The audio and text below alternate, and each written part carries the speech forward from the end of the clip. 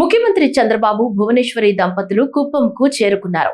ఈ మేరకు శ్రీ ప్రసన్న తిరుపతి గంగమాంబ జాతరకు హాజరయ్యారు.